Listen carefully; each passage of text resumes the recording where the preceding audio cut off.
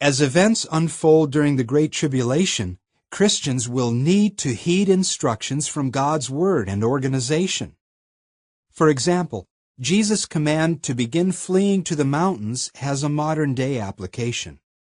Just what form our flight will take remains to be seen.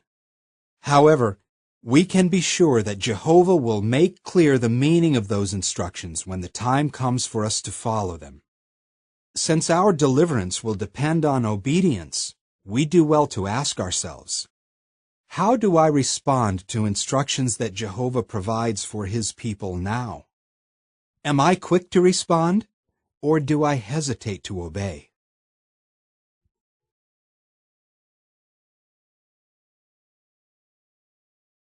Paragraph 12. Question. How can we allow Jehovah to guide our steps?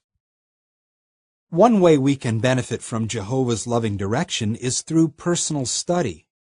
By means of the publications of the Faithful and Discreet Slave class, Jehovah provides a wealth of scriptural counsel.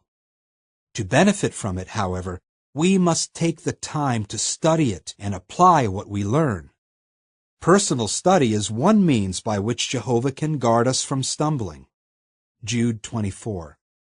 Have you ever studied something in our literature that seems to have been written just for you? Accept the correction as coming from Jehovah.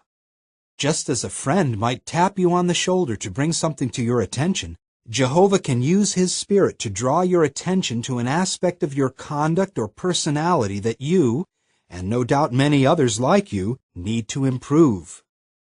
By being sensitive to the leadings of the Spirit, we allow Jehovah to guide our steps. In this regard, we do well to examine our study habits.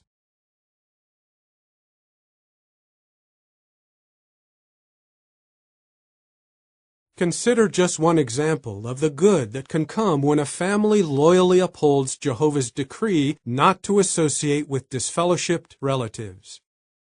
A young man had been disfellowshipped for over 10 years, during which time his father, mother, and 4 brothers quit mixing in company with him.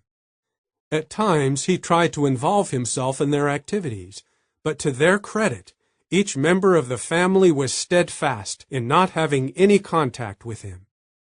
After he was reinstated, he said that he always missed the association with his family, especially at night when he was alone.